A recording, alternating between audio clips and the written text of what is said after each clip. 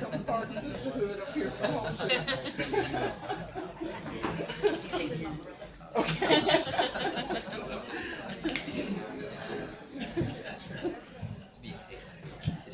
Yes, you do. You do.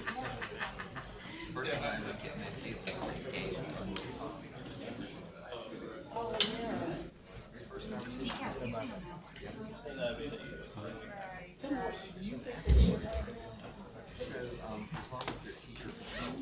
yeah.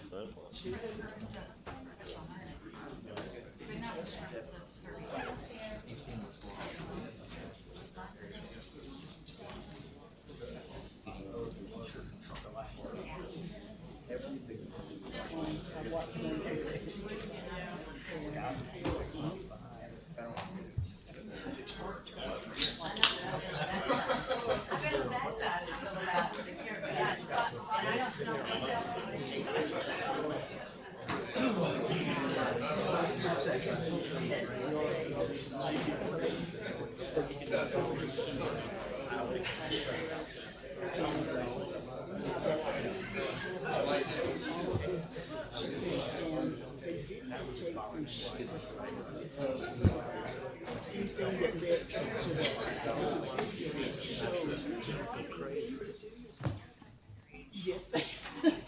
Yes. Yeah, the kids. I'll help Helen get on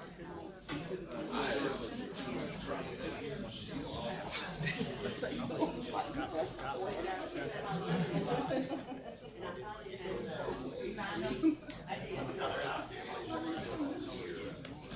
Here we go. Quorum is recognizing.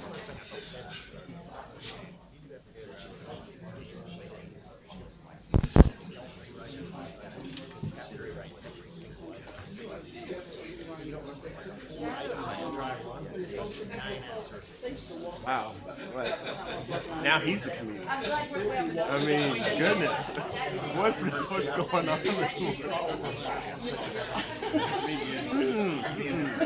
Nobody is watching you.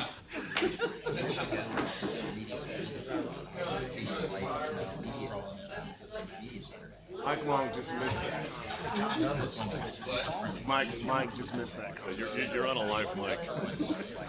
That's okay. You keep on typing. We didn't know. She didn't even know what she said. All right, good morning, everyone. And the crowd says? It's so nice for all of you to be here. We really, really appreciate this great turnout. Thank you for being here on a wonderful Thursday morning, July 22nd for the State Board of Education meeting. We got glorious weather, and we got glorious things to take care of with regard to education. We're going to start off with the Pledge of Allegiance and some words of inspiration from our colleague, Ms. Helen Rice. Good morning.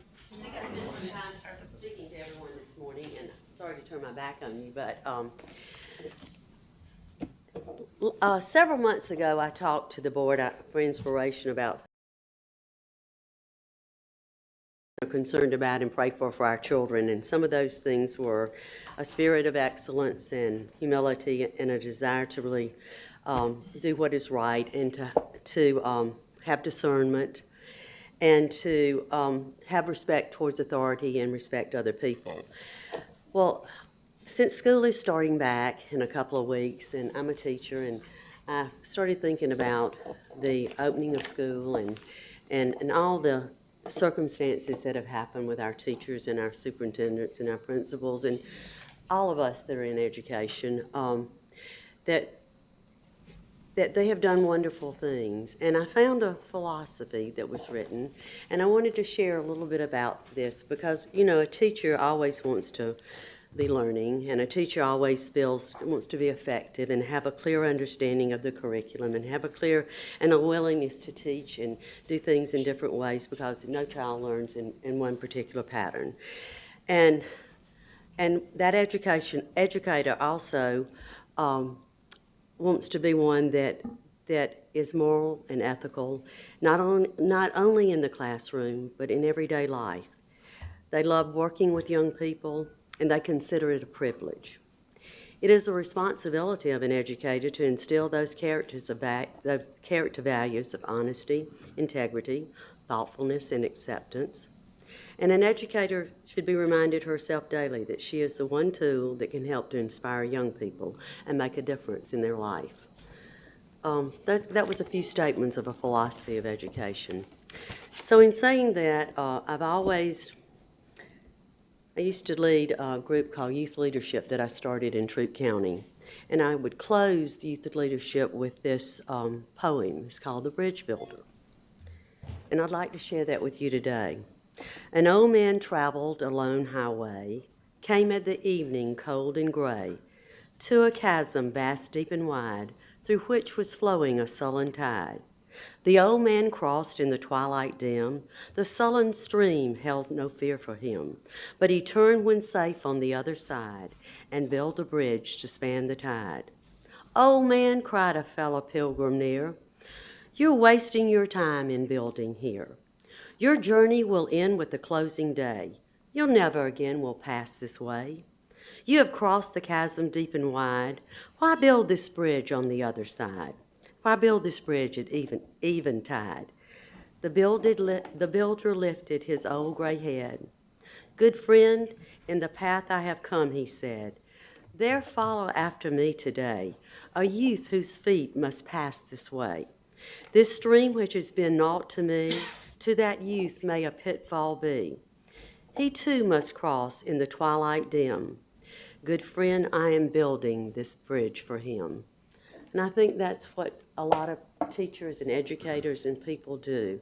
And I think that poem reflects so much on what we give and are dedicated to do, not only as a board serving to make good decisions for our youth, but as I said, our parents and our teachers and our principals, superintendents, everyone that is involved. We're starting a new journey into opening school, and I just want them to know how gracious and how indebted we are for all that they have done to try to make the path for students a little bit safer and lighter. Would you bow your heads, and those of you that would like can just have a moment of silence. Our gracious Heavenly Father, we're so grateful to be here. We're so grateful that you're our God, and in the presence that we can ask your blessings and grace and favor. We do ask that for the opening of school and for all of our superintendents, our principals, our teachers, and our parents as we start a new year. We ask favor and grace, and that you give us wisdom as a board to make good decisions for the students of the state of Georgia. Lord, we lift up all that we do, and we ask that it be a blessing in your name. In your gracious and heavenly Father's name we pray. In Jesus' name, amen. Would you stand for the Pledge of Allegiance? A couple clients like Pearson and that sort of thing that have education interests. So. Hi, I'm Holly Terry, and I'm with No Left Turn in Education. And I'm Lisa Babbage, also with No Left Turn in Education. Good morning, I'm John White. I'm the Director of Federal Programs here at the Georgia Department of Education. Good morning, Hayward Corey, Research Director. Good morning, Noelle Cahan, Child and Parental Rights Campaign. Anybody else? You want everyone? people. You want everybody, or? You want everybody? Yeah. Okay, go ahead. She said no. Good morning, my name is Fred Boast, and I'm from Cognia. Good morning, Lana Williams with Pearson. Good morning, Brian Blanton. I'm Chief Information Officer for Henry County Schools. Nick Carroll, the Director of Digital Learning, Columbia County. I'm Andy Sykes. I'm with the Department of Technology with Clayton. Hi, I'm Kevin Shunker-Sinha, and we're here with Civic Georgia, or the advocacy organization. Hello, Jeff Bearden, Superintendent for Forsyth County Schools. For Godwin, Network Operations Coordinator for Forsyth County Schools. There, I'm Mike Evans. I'm the Chief Technology and Information Officer with Forsyth County Schools also. I'm Tim Fleming. I'm the Director of Technology Services for Forsyth County Schools. I'm Ashton Melton. I'm the CIO for City Schools Educator. I'm Emily Bell, Chief Information Officer for Fulton County Schools. Roman Gaddis, Executive Director of Technology for Dawson County Schools. Nathan Miller, Director of Information Technology for James County Schools. Jonathan Judy, Chief Technology and Innovation Officer for Tift County Schools in Tifton. Nicholas Hanville, Director for Data Collections, Analysis, and Reporting, Director of Delta. Margaret Chicarelli with Page. Morning. Anybody else? All right, well, we appreciate you all being here very much. Thank you. We're going to take a point of personal privilege with the chairman's report. I'm going to move the chairman's report up to the front end of the agenda, and I'm going to turn over to my colleague, Ms. Lisa Kinnamore, for an introduction of our guest speaker.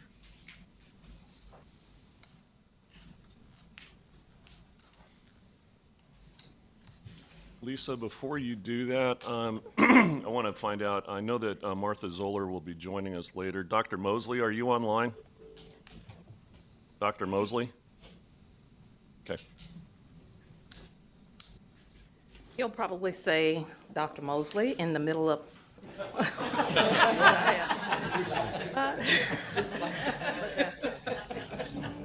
Target to the head, not the heart. Good morning, everyone. Good morning. Bernadette Ramirez-Broles is the President and General Counsel of Child and Parental Rights Campaign Incorporated, a nonpartisan, not-for-profit, public interest law firm founded to protect children and defend parental rights against the impacts of gender identity ideology. Bernadette practices in the areas of Title IX, parental rights in education, family law, and child protective services litigation, and has served for years as a guardian ad litem for children in court. Bernadette received her law degree from Harvard Law School and received her undergraduate degree in biology from Yale University. Bernadette has practiced as a commercial litigator and as an assistant district attorney in Atlanta. Bernadette served for 5 years on the State Board of the Georgia Department of Human Services. She has served on advisory boards to the U.S. Department of Justice, Violence Against Women Program, and the Juvenile Justice and Delinquency Prevention Program, and as a public interest director with the Federal Home Loan Bank of Atlanta. Bernadette and her husband have 2 children and live in Johns Creek. Please welcome Bernadette Broles, my friend. And Bernadette, before you begin, I just got word that we need to reestablish a dial-in connection, so they're going to handle that. So until we're going to just pause briefly, and they're going to take care of that now, and let me know when it's completed.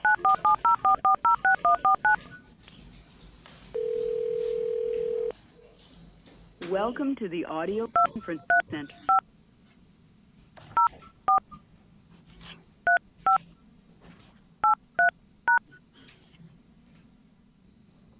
You are now joining the meeting. All right, sounds like we're connected, so I think you're good to proceed. Am I good to go? Okay. Can you all hear me okay? Yes. All right. Appreciate the invitation to be here this morning to talk about a subject that affects all our children and is of great concern to many increasingly around the country. You know, there's a great deal of talk if you spend any kind of time on YouTube and you're watching things that are playing out in school boards across the United States. There's a great deal of talk about ideology that is infecting and making its way into our school systems, and that parents are expressing their consternation and their concern for how it is impacting their children and impacting what is happening in our schools. Now, we hear most recently a great deal about critical race theory, but an ideology that, are we okay? Okay, that's normal, okay. That actually predates this is something called gender identity ideology. And I'm here to share with you what this ideology, in a very short amount of time, I could easily share with you for 2 hours. I'm going to try to compress that to talk about how that is impacting our schools, what are the key fault lines, what is a correct understanding of the law, and I'll just begin real briefly to give you some very broad strokes about the ideology and how it's impacting students. So, in short, there is a complex social phenomenon that's sweeping through schools across the country, and that is that children are declaring themselves to no longer be their sex, to be of the opposite sex, or a new made-up gender, or no sex or gender at all. They are beginning to exhibit signs of significant distress with their bodies, specifically with their sex, and that is called gender dysphoria. We are seeing cultural change being achieved through changing of language, where it was, for thousands of years, it was understood that an innate characteristic, an immutable characteristic of human beings is our sex. It is now being promoted that new terminology replace that, and that is either gender or gender identity. Now, gender had traditionally been synonymous with sex, but now we're seeing a changing of an evolution of the language such that gender or gender identity is referring to something akin to an inner sense of one's identity, which is not limited to the categories of male and female, but could be on a spectrum. So theoretically, it could be infinite. The last I checked, we're counting over 100 genders that have been identified internationally, something like 40 or 70 on Facebook alone. This belief system or ideology is supported, that supports this, again, is gender identity ideology. Now, how is this playing out? Most particularly in our schools, we're seeing something that's been called rapid onset gender dysphoria or late onset gender dysphoria. That's where we're seeing a dramatic increase in 13 to 17-year-olds trans-identifying for the first time, having never had distress over their body or of their sex as younger children, but around the time of puberty, they're beginning to experience or express this distress and to trans-identify. A 2018 federal survey found that approximately 1.8% of young people or students trans-identifying, whereas previously, just years prior, it was 0.00 something. That's 2018. It has almost certainly grown substantially since then. In the United Kingdom, Sweden, and Finland, the number of teens seeking medical transition treatments has skyrocketed. In the UK alone, they've seen a 2,000% increase in just 7 years. And as a result, there is so much so that these countries have declared a pause on gender transition treatments in minors. And these are progressive countries who were forerunners leading the United States on this issue, and they all have stopped these treatments in minors. What are some of the influences? Probably the number one influence is social media. Sites like YouTube, Tumblr, and TikTok all have videos promoting this ideology. Popular culture and personalities, most of us have seen them. There was a study by Dr. Lisa Littman of Brown University that found that this phenomenon shows signs of a social contagion. When teens announce their trans identity to their peers, was found that groups of their friends would also come out shortly thereafter, typically clusters of 3 to 5 other friends coming out at the same time. I want to stop and be really clear about something. We love and desire to protect all of our students. Every last one of them is precious. We need to understand, however, that some students are particularly vulnerable and that there are things that are going on in our culture and in the internet environment that are not necessarily in the best interests of our children.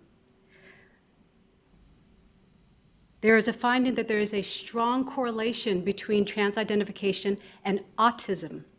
There's a number of studies that's going back decades that are finding that, and that there are high rates of mental health comorbidities in trans-identifying young people. Increasingly, we're finding that school presentations are catalyzing confusion about a child's sex and subsequently trans identification. What is perhaps the most interesting thing about this phenomenon, at least to me, I've been a very ardent feminist for quite some time, is that it is lopsided, extremely lopsided. 70% of the children who are expressing a distress or rejection of their body are girls, females.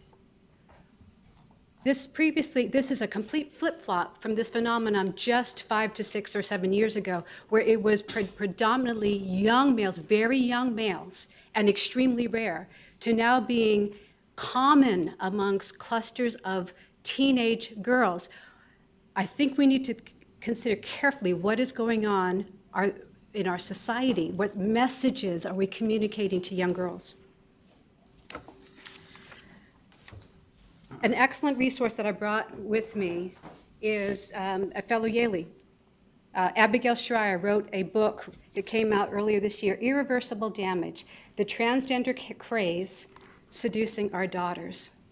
And I want to encourage you, pick us up, keep an open mind, pick it up and read it. She is an investigative reporter, and this book is filled with facts and information that she has investigated. All right.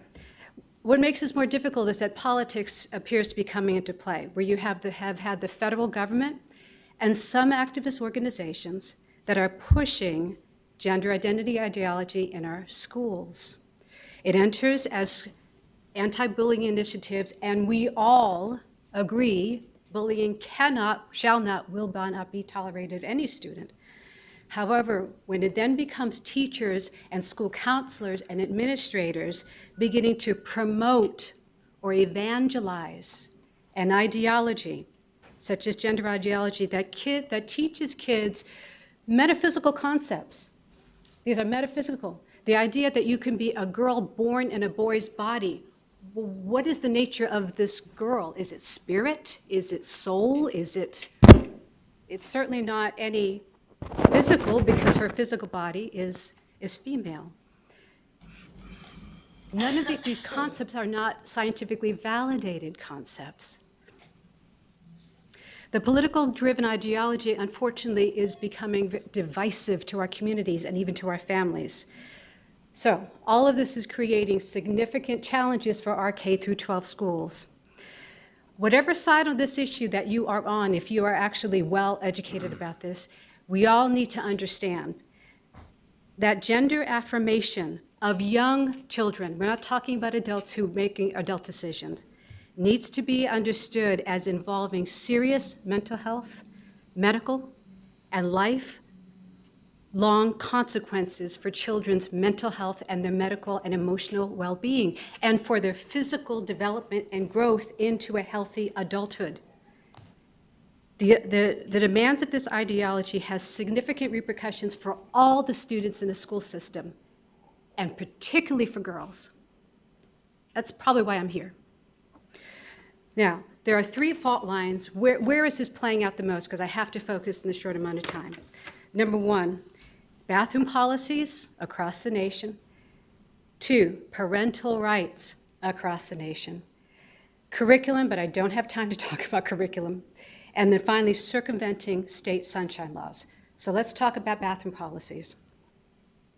We need, this is incredible timing, Mr. Chairman, because the case of Adams versus St. John's School District, which is the 11th Circuit case, 11th Circuit, we're part of the 11th Circuit Court of Appeals, that controls Florida and Georgia, Florida, and Alabama just issued a reissued opinion on their case concerning bathroom facilities.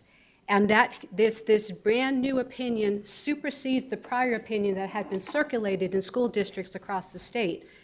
And it completely rewrites it and significantly narrows it. So it's very important that we understand the court's new opinion. Here are the key facts. The student, Drew Adams, a biological female, had undergone social, medical, and legal transition to present as a boy. The plaintiff wore short hair, dressed as a boy, received hormonal treatments to make the voice deeper, to stop menstruation, and to masculinize the body, and had undergone surgical transition to remove healthy breasts. Finally, most significantly, the state of Florida had issued a new birth certificate and driver's license, so legal documents with a male sex marker. All of these facts are very, very important. The St. John's School District, I don't want to mess this up here, in Florida had an unwritten policy that students would use bathrooms based on the sex indicated on the students' enrollment documents. The challenge that this poses is that because the plaintiff had enrolled years earlier as a female, the plaintiff was given the choice to either use girls' communal bathrooms or the single occupancy bathroom in the school office. Because the district policy, however, because of the district policy, a student who had surgically transitioned and had changed their sex marker on their legal documents prior to enrolling would be allowed to use their preferred bathroom. Therein was the focus of the new opinion.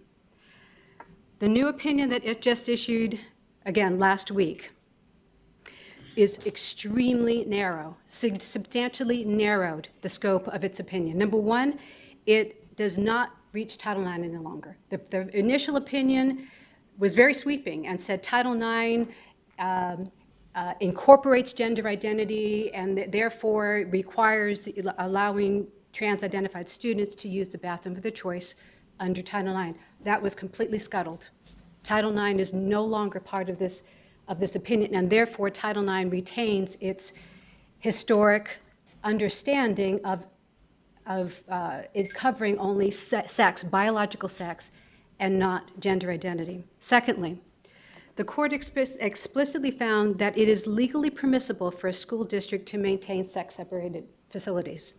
It explicitly recognized that students have a privacy interest in not having their bodies exposed to students of the opposite sex and vice versa, and that protecting the bodily privacy of young students is an important governmental interest. The opinion stated that it does not apply to locker rooms and presumably sleeping quarters, which would require a separate analysis in light of the privacy issues that occur when there's a risk that a student's body might be on display to another student. All right, so it was narrowly constrained to just bathrooms where there are separate stalls and people can actually be in private while they're relieving themselves. They don't have to show their bodies. The court ruled solely based on the Equal Protection Clause of the 14th Amendment. And basically it said that it was two judges on the panel, that the district policy of using a student's original enrollment documents as the sole basis for bathroom access would result in trans-identified students like the plaintiff who had gone through the process of changing their sex designation on their legal documents after they enrolled. It would require persons like this plaintiff to not be allowed to use the bathroom consistent with their current legal documents, while other trans-identifying students who had made this legal transition on their documents would be allowed to use their preferred bathrooms. That differential treatment was the focus, was the reason, the sole reason for the court saying it was arbitrary and capricious and it violated the Equal Protection Clause. The court held, I know, if it's a little confusing to you, I hopefully might be able to take questions later. I'm going to try to explain it a little bit more. The court held that the policy required the district to ignore information on current governmental legal documents, the birth certificate, and which stated that the plaintiff was male. And so that was therefore arbitrary. I'm not going to tell you my opinion about this. I just simply want to inform you what the court had to say.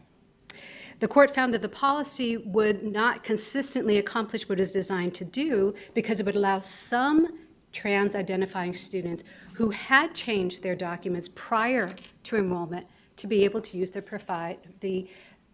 bathrooms consistent with their legal documents. And so that differential treatment meant that the district was not accomplishing its purpose consistently, and that was a problem for the court.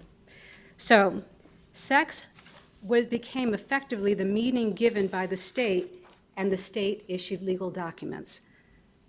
Finally, to understand how narrow this was an as-applied challenge. Okay, what does that mean? The court's own words.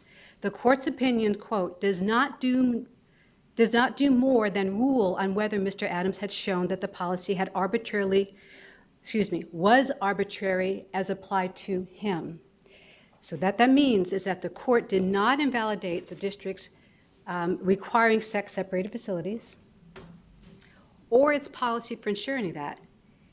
The ruling only applied to how the policy was applied to this student who had changed their legal documents, surgically changed, and similarly situated students. Okay. I'm going to cut out some things because I want to move forward.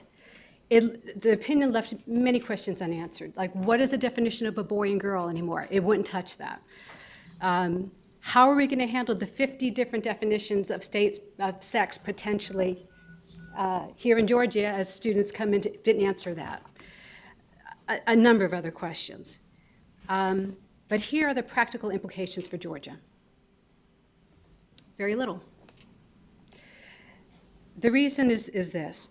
Georgia schools, number one, will still be allowed under now the 11th Circuit precedent, controlling our state, will still be allowed to maintain sex-separated bathrooms pursuant to historic custom and under Title IX, which expressly allows sex-separated bathrooms. Other facilities aren't even affected, number one. Number two, if the school policy, let me get down to what I think is really the fullest understanding of this policy, of this decision, is that if a student has changed their legal birth certificate, their legal documents, to reflect a different sex, and has undergone surgical medical transition to appear as the other sex, then in that situation, the student must be allowed to use the bathroom of their legal documentation of their birth certificate, okay? Now, the reason why it's likely going to come up very infrequently in Georgia is because Georgia law only permits birth records to be changed with a court order indicating the sex of the individual born in this state has been changed by a surgical procedure, OCGA 31-10-23E. That is going to be exceedingly rare here in the state of Georgia. We very rarely do these procedures medically, surgically on children. So I'm going to let you chew on that for a little bit, jot down any questions you may have, and I'm going to continue to move forward in the time that I have. Practical implications. How is this playing out in Georgia? Well, I'd like to share with you a couple of stories because it really is real here. It's having impact here. One example is in Henry County. The situation there started with an administrator bringing to the compliance department the Adams decision from last year. And then they proceeded to create a de facto policy allowing trans-identified students to use opposite-sex bathrooms without parental notification or even notice to the school board, without even the knowledge of the school board. The school board found out because of public comments of parents that came to the school board to complain. One daughter was holding her bladder all day. A teacher told the girls that if they are uncomfortable, they can wait in the hallway until the male student was finished using their bathroom. Of the parents who were concerned, 75% have moved out of the county. And we are seeing this, by the way. We have to be concerned about the implications for parental support for our public schools if we don't take this on and have sensible policies. In another county, it's Pickens County, last year and a half ago, the superintendent there, who is a very, very nice man, but he had quietly, under pressure because of Adams, issued new bathroom policy giving students access to bathrooms based on their trans identification.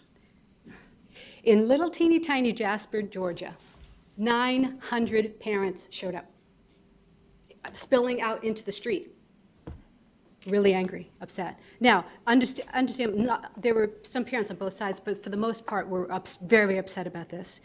His superintendent reversed the policy and then subsequently lost his job. Again, a nice man, but that's not the way to handle this. We know of such policies have been implemented in the city schools of Decatur as well. Those are some that I personally know of. I want to talk about parental rights, because this is a very major fault line here. And it's a scenario in which, candidly, I believe people on all sides of this issue, right, left, middle, underneath, on top, can come together and recognize that messing with parental rights is directly detrimental to children's best interests and not what teachers and administrators should be doing. All right.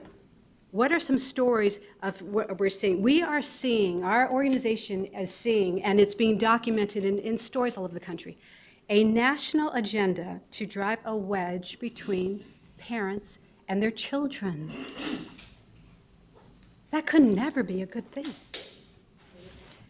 In Leon County Schools, Florida, we uncovered it was brought to our attention, a support guide, LGBTQ support guide.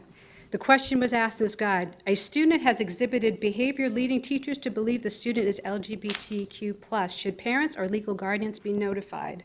Of course, we understand that trans identifying is part of that. The answer was no. Outing a student, especially to parents, I'm quoting directly, can be very dangerous to students' health and well-being.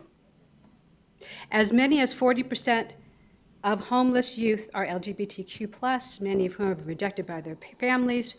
Outing students to their parents can literally make them homeless. In truth, what we are seeing and what statistics are showing is more often kids are being encouraged to leave home. I won't go there. Again, I could go on for hours. The issue is that public schools are presuming that parents are dangerous to their children. I submit to you that is untenable and unconscionable. Teachers, so what was happening in that situation is that school teachers were affirming a middle school girl who had other emotional and developmental issues. They met alone with the child. They developed a gender support plan with that child, which would have allowed her to sleep with young boys on school trips, all without any knowledge of the parents. And they would deceive parents. If the parents were on campus, in their presence, they would call the child her legal name and use the appropriate, accurate pronouns, and then upon leaving would go back to what the preferred name and pronouns, etc. We talked about, Ms. Rice, honesty and integrity amongst our teachers. That is not honesty and integrity. In Ludlow, Massachusetts, we also have a situation that's come to our attention. A 13-year-old declared to be trans identifying at school, had other significant problems. The teacher who was noticing this child struggling informs the parents. The teacher is fired by the district because the district takes the position that it has to be up to the student as to whether to inform her parents what's going on. And the superintendent, I'm talking to these parents myself. I'm not reading this on the news. I'm not watching this on the news. I'm informed by the parent that the superintendent literally told them, we as educators, we understand this issue better than you as parents. So you need to leave it to us. In Ohio, I'm going to move on. Well, I'm almost done here. Berea Mid-Park teachers are being told to affirm students who wish to be called by a different gender at school and that is it against the law for them to inform parents? I'm quite certain that it is not. We'll be looking into that as well. These serve as warning signs to Georgia. The chaos, the heartache, the disruption to families, to relationships that this causes, it serves as warning. We can forestall this from really taking root here. The wedge between parents and their children is harming the children. Preventing parents from becoming immediately involved, investigating what's influencing their child, and bringing to bear the help, the psychological, emotional assistance that they need before gender dysphoria and distress for their body ossifies in this child is critical to helping the child.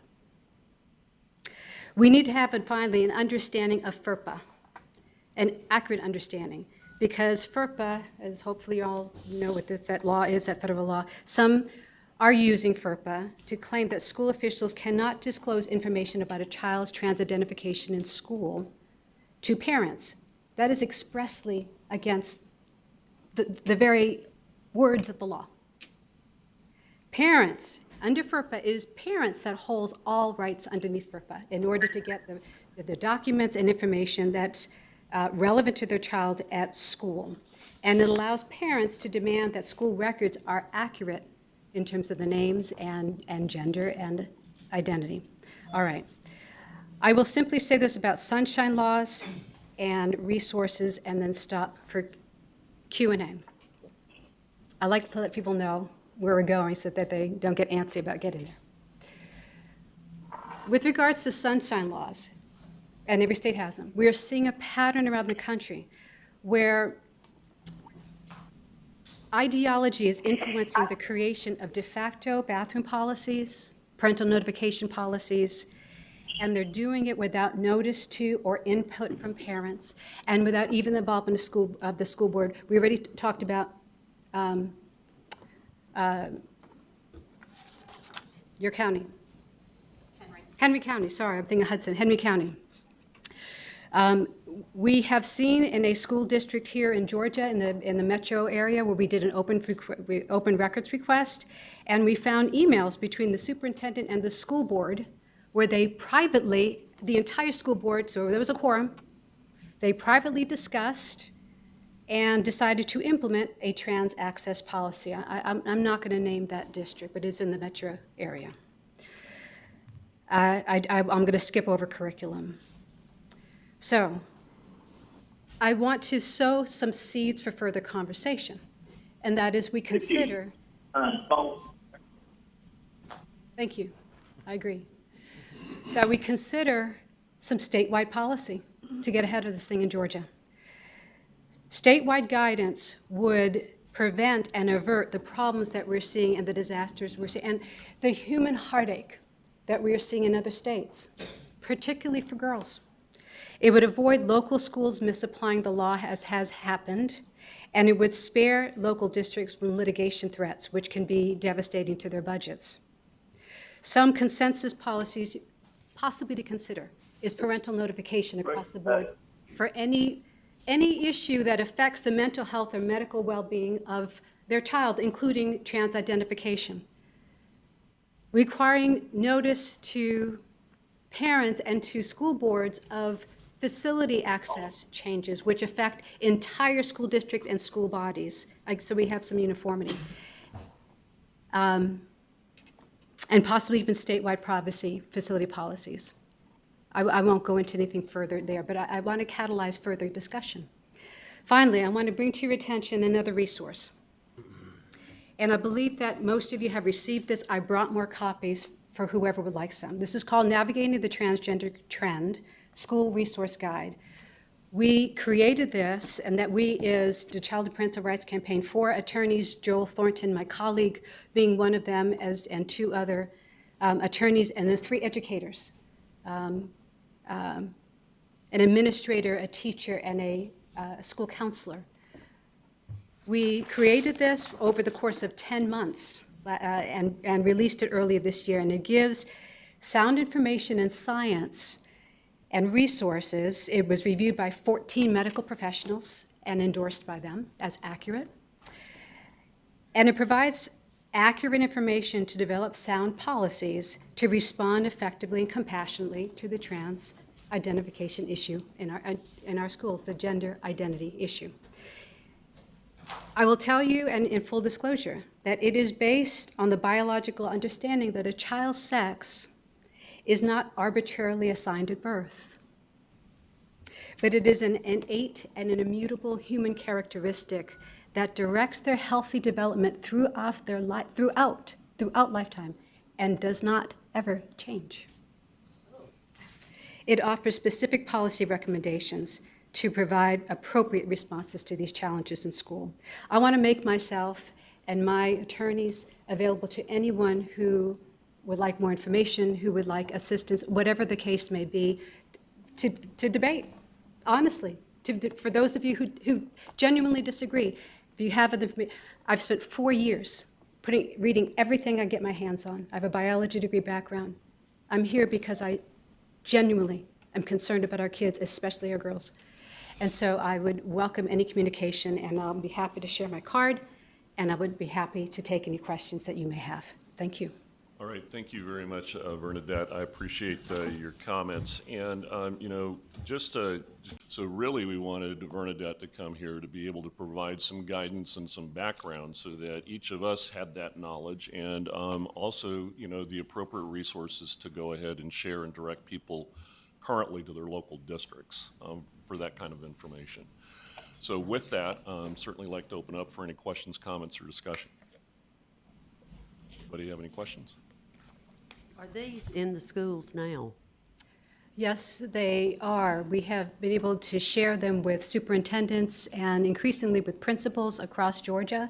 And frankly, I brought more, but we would love to get into the hands of literally every principal in the school. And are you getting feedback from superintendents on this?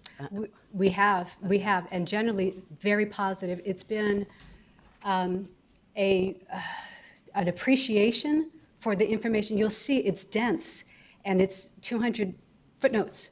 Just to have the information they can look up themselves and educate themselves, I think they've expressed real appreciation for that. And it's dated, I see in the back with the appendix of the. Yeah, we have 14 doctors and psychologists and psychiatrists read it and endorsed it as accurate, medically accurate. So I guess just today is information so that maybe superintendents will know and hear and utilize this, and if there comes up an issue with bathrooms, that you will have a response in here regarding There's actually that. a model policy that's listed in there that foresaw where the 11th Circuit was going. And so there is a model policy there, and of course, contacting us at any time. And the issue with parental rights, that what I heard you say was that parents are not aware that their children are having these issues until things have already taken place, and then they have been hidden from the parent until, is that? Let me be clear, it's not homogeneous. There are different things happening different places. So the stories that I shared are not happening in every school across Georgia or even across America. I felt it was important to bring some particularly poignant examples of what's happening in some places, including in Georgia, as we don't want to wait until the bell is rung on this with kids. And so to enable us to get ahead of this trend that we're seeing is why I focused on those stories. Thank you. Any other questions? Ms. Kenworth. Thank you. It was very interesting hearing all the information that you gave. You're welcome. Do you have an opportunity to give out information for any parents or school districts that are interested in finding out more information or finding out what their next steps can be? That's why we exist. We would be happy to. Our website is childparentrights.org. Folks are welcome to, it's a wealth of information on there, or to contact us, whether it's to speak at their school board. I welcome dialogue. I welcome debate. I welcome all the above. And particularly with parents, that's our sweet spot. Thank you. I want to bring something up, and you hit on it really briefly, but this had to do with, I'd say, outside organizations related to schools. Think of field trips and things like this. I was made aware of a situation where a middle school aged female couple were allowed to room together. Okay, on a field trip. And so, these things, from, I guess, a policy standpoint at the local school level seem to be something that should also be taken into consideration. I mean, are you seeing other examples like that? Not of that, which is kind of just a same-sex type of situation, and we don't get into that issue. We really don't. We stay focused on the one that I described. But however, we are concerned about the case that I talked to just in Florida, right over the line, where but for the parents finding out by accident that the child had met with the school without them, she had indicated, sure, I want to room with a boy. We're talking about a 13-year-old boy. The possibility for sexual assault, for improprieties, not because of anything unique about trans-identifying student at all, but as a general proposition of allowing that, it's simply unwise. Yeah. Right, any further questions or comments? Bernadette, thank you very much for being here. Really, really appreciate your feedback, and now you have her contact information should you have any further questions. And thank you. Joel, thank you very much for being here as well. It's good to see you. Thank you, Mr. Chairman.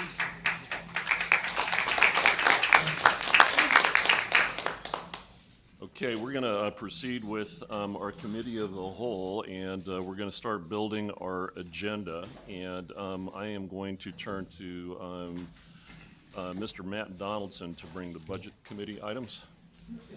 Mr. Chairman, the Budget Committee met yesterday and approved for items 1 through 15 to be moved to the consent agenda. Thank you very much. Is there any questions, comments, or objections to moving those items to the consent agenda? All right, hearing none, those will be moved to consent. Ms. Petty, we'll call on you with regard to Rules Committee items. Yes, Mr. Chairman. Item number 1 has been moved to a separate vote. Items 2 through 6 have been moved to the consent agenda. Perfect. Are there any questions or comments regarding the proposed agenda items? All right, hearing none, we'll move number 1 to a separate vote, items number 2 and 6 to consent. Mr. DeJarnett, Dr. DeJarnett, would you please bring the schools and district flexibility recommendations? Yes, the District Flexibility and Charter Schools Committee recommends that items 1 and 2 be added to the consent agenda. Thank you very much, Dr. DeJarnett. Any questions or comments regarding those items on the agenda, numbers 1 and 2 being moved to consent? All right, hearing none, we'll move those to the consent agenda. And Ms. Kinnemore, would you please bring the executive session items? Yes, I'd like to move the following to the consent agenda. The individual student waivers, minutes of the June 16, 17, 2021 State Board meeting, minutes of the June 16, 2021 executive session meeting, and the July 2021 personnel report. Terrific, thank you. Are there any questions or comments regarding those recommendations from Ms. Kinnemore? All right, those items from the executive session will be moved to the consent agenda. And with that, we will now turn this over to Deputy Superintendent Chief of Staff, Mr. Matt Jones. I should say just Chief of Staff. Out in TRS, I will take it. And he's bringing the superintendent's report to the board. Thank you. Teaching and learning going. Today we have a group of special people with us. We have with us chief information officers and tech experts from across our state. From deploying devices and expanding connectivity to providing virtual learning and online professional learning opportunities, these individuals were on the front lines of our educational system's COVID response. Out of crisis, they drove innovation. Out of uncertainty, they fostered collaboration. Dr. Keith Osborne, if you'll come up, Keith, is going to share more about their work. Keith was the CIO for a small rural district in southeast Georgia, earning statewide and national recognition for his efforts at that school district. Not only is Keith a self-proclaimed tech geek, but he is also a classroom teacher too, so he personally understands the role of technology in K-12 is serving, teaching, and learning, not the other way around. Keith is not only a passionate innovator, but a practical educator. He's done an excellent job leading our agency's IT team at DOE as our CIO. And Keith, Jeff Davis County's loss is our gain. Thank you for your leadership and your work. Chairman Sweeney, State Board, and Chief of Staff Jones, thank you for allowing me a few minutes to acknowledge our K-12 Georgia district technology leaders and to showcase to you their innovation and leadership. As Matt said, educational technology was certainly a fundamental necessity to be used to ensure the continuity of learning during the pandemic. However, it was also a source of great innovation as we witnessed the rapid evolution of solutions to mitigate things like bandwidth availability, device supply chain management, digital learning ecosystems, and remote workforce support, just to name a few of the litany of challenges that our districts were faced with.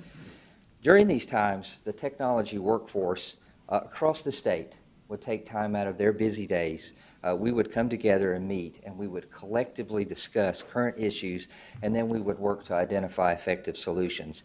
As part of the agenda each month, I would reach out to certain of our district leaders and ask if they'd be willing to go the extra mile and share with us their strategies and to present their what works solutions. I'd like to take a few minutes today to recognize the leaders that you see before you today and to commend them first for their leadership, for their advocacy, but also for their vision for educational technology as a means to support our student learners, but also to empower our teacher and administrative workforce. For instance, Dr. Emily Bell, Chief Information Officer for Fulton County Schools. She's also our current GAMUS president. She restructured her data warehouse teams to develop real-time data bandwidth dashboards so that at any given moment in time, her Board of Education knew exactly how their bandwidth was being consumed. She also recalibrated and formulated a forward-facing call center so that all students and all parents' questions were acknowledged, triaged, and then moved to the necessary personnel that could help mitigate with that. Jonathan Judy, Chief Information Officer for Tift County Schools, rapidly realigned his tech staff and device availability to ensure their district and their schools never paused, but instead they were able to shift immediately to remote work and remote learning. Roman Gaddis, Executive Director for Dawson County, for Technology for Dawson County Schools. He worked with his staff to ensure that a robust catalog of technical tools were structured for learning that were all seamlessly connected together. The amount of instructional time that was saved is immense. Nick Carroll. There he is, there's Nick. So Nick Carroll is the Director of Digital Learning for Columbia County Schools. He worked massively to reorganize cohorts of teachers, specifically to first acquire digital learning objects and then to package them so that they were immediately available for use within his district. Nathan Miller, you heard us mention Nathan there. Nathan is the IT Director for Toombs County Schools. He called one day because he had identified a barrier in student rostering related to our state's health survey. Once he identified the problem and also plotted a solution, he reached out and he worked with the DOE team that also included our PE and health program manager to ensure that we coordinated the sharing of that solution to every district that was utilizing a similar rostering solution. in a district, he comes from a district that has an FTE of what, about 3,000? So here's the thing. He mitigated against a learning loss of instructional time for 500,000 students with that just one solution. So Eston Melton, he's the executive director for information services for Decatur City Schools. He early days identified enterprise data analytics tools that enabled early opportunities to identify the efficacy of digital learning within his district. Rod Smith isn't here with us today, but Andy Sykes, who's the coordinator for technical services for Clayton County Schools, they demonstrated a very robust solution for data automation that enabled them to swiftly manage their device supply chain and to very quickly ensure an accurate account and availability of devices for learning. Dr. Brian Blanton, who's here with us from Henry County Schools, he's also the current GAETC board president. He worked with both his technical team and his instructional teams to develop Henry Connects, which is a first of its kind learning environment that directly supports the alignment of digital resources at the standard and element level towards the district's learning paths. In short, his teacher workforce are able to identify and schedule the availability of resources to student learning in a just-in-time fashion.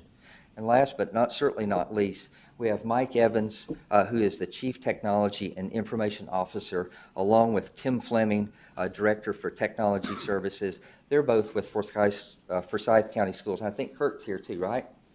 And then I'd like to acknowledge that their superintendent, Dr. Bearden, is with them today.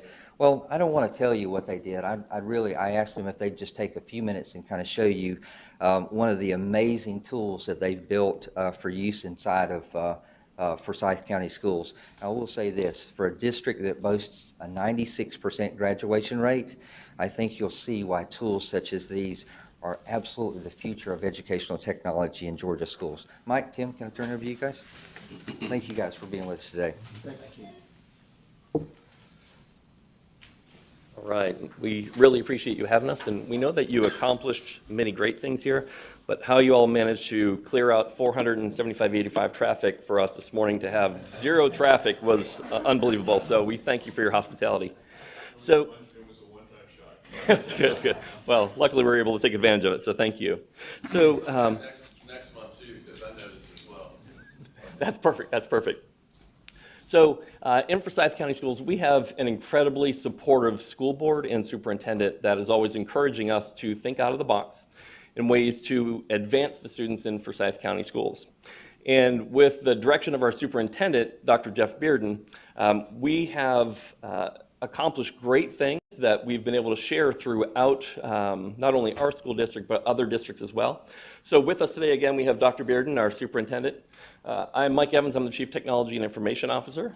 Tim Fleming is our Director of Technology Services, and Kurt Godwin is our Network Operations Coordinator. So as we're going forward within our district and always looking for ways to improve and do great things, one of the things our superintendent always encourages us is to say either you're moving forward or you're moving backwards. There's no status quo. So we always have to be looking at ways to advance the students in Forsyth County Schools. In a district that has 52,000 students, that's quite an achievement to be able to make sure that there's always advancement going forward.